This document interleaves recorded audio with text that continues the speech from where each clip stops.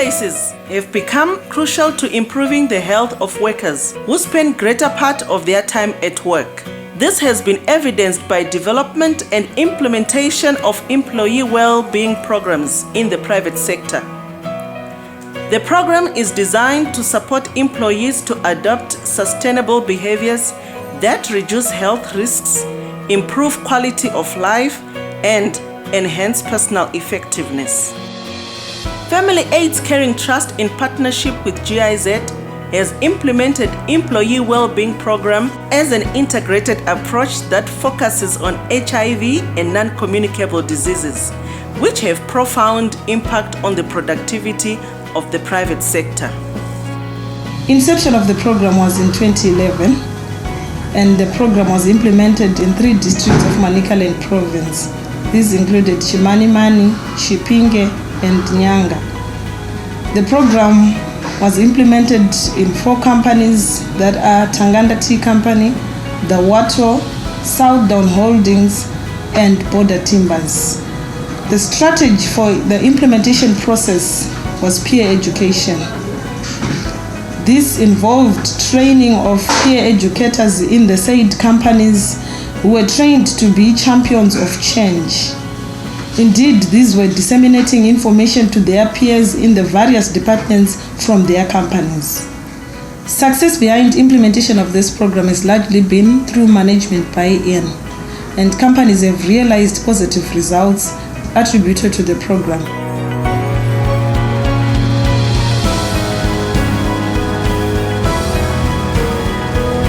Border Timbers operate 4 divisions, and at the inception of the program, the charter division was the division which was selected to participate.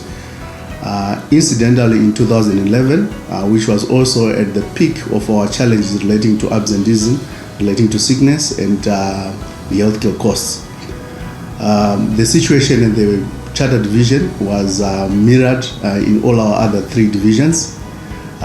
In 2011, absenteeism relating to sickness was at its worst. We peaked at 1,000 lost man days per employee annually, and through our participation in the program, we did manage to reduce our lost man days relating to illness to just under 500. That shows that we did reduce our absenteeism by over 50%. Then Border Timbers operate clinics throughout this division at each site. Each clinic is manned by 2 nurses and a visiting doctor. Our healthcare costs, which are essentially drug costs, peaked at 20,000 annually for the charter division. With our participation in the program, we did manage to reduce the healthcare costs to just under 10,000. That also shows that we did manage to reduce our healthcare cost by 50%. Then on employee productivity, in terms of soil milling standards, we were at our worst at 0.36 cubic meters per man unit against a budget of 0.45 cubic meters per man unit. Through our participation in the program, particularly with the reduction of employee absenteeism, we did manage to improve our employee productivity to 0.41 cubic meters per man unit. In terms of soil milling standards, that's quite a phenomenal improvement in our productivity, because that improvement converts into quite huge volumes of soil timber coming out of our mill. As a business, we have taken a position that we have started implementing the program throughout our other divisions, with the hope that we'll be able to reap the same benefits which our charter division did benefit. As a business, we undertake and we are quite confident that we'll be able to sustain the employee wellness program beyond the funding by GIZ.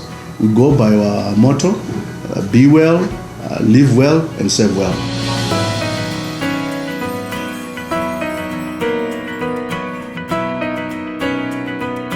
We actually were experiencing a lot of absenteeism through illness. We then took on board the program of the employee wellness. Malaria is one of the biggest problem diseases in the area. We've done a lot in preventive measures. People are coming early for treatment. before complications. That has reduced our bed occupancy from a total of 62 beds, which used to be fully occupied. We are now at bed occupation of 20%. The company, because of the management buy-in, procured and imported 10 pressure pumps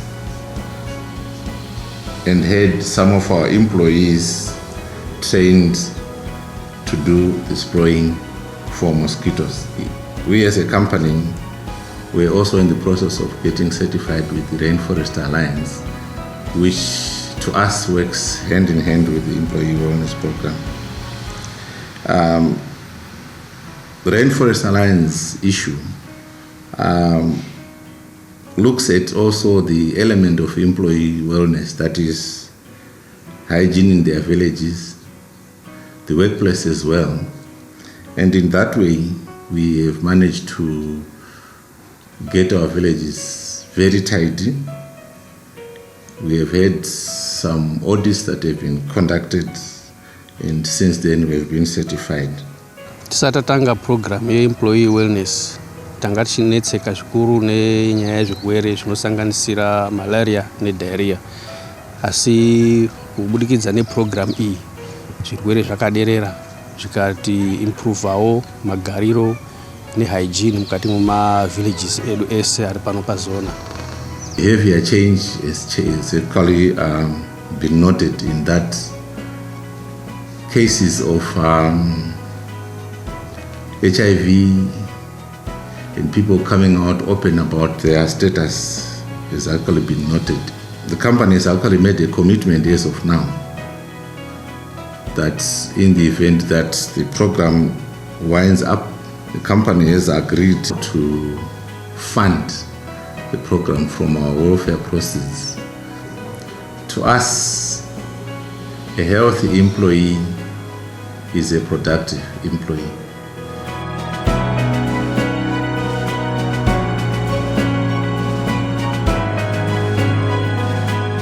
We observed an increase in the absenteeism in malaria cases, and this was mainly due to the fact that we are a malaria prone area being situated at the border. We also realized that we had an increase in STI cases, and this was also contributed by the behaviors of our employees being in a farm setup. In 2011, we embraced the employee wellness program, and we realized some advantages from the time we embraced this program. We started to realize the benefits whereby there was a change of behavior, having a reduction in STIs, the sexually transmitted infections, by about 67%, as well as a reduction in malaria absenteeism by about 47%. Management became so excited that they agreed to roll the program to the rest of the Ariston sub-units. It also raised the employees' interest to these sessions, and to an extent that we had some new inventions. We started to invent the gear system, whereby we are now implementing it at all our fields, whereby people wash their hands using rainwater even where there is no tap. It has become our corporate social responsibility to ensure that the information our employees get is disseminated to the surrounding community so that we maintain our positive results.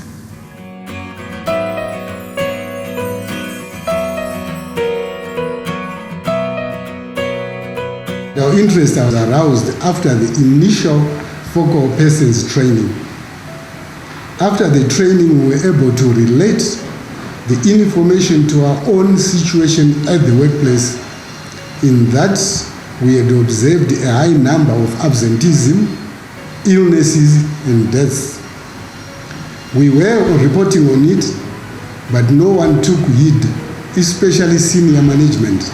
We then realized the need to do data analysis for return on investment, culminating in costing each individual's absence versus his direct contribution to production. The results in monetary value were alarming. We then shared this information with other companies also implementing EWP. It generated a lot of interest, and the GIZ initiated training on cost-benefit projection. The cost-benefit projection training helped us to make informed and considered decisions on interventions.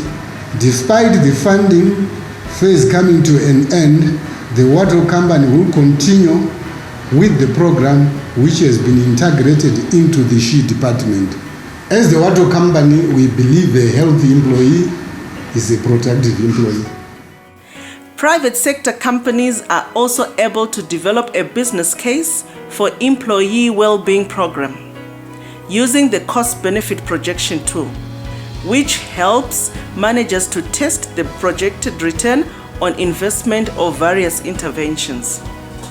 The tool is accessible for companies and service providers to input their company data to run their employee well-being program. Visit the website www.staffhealthcbp.com.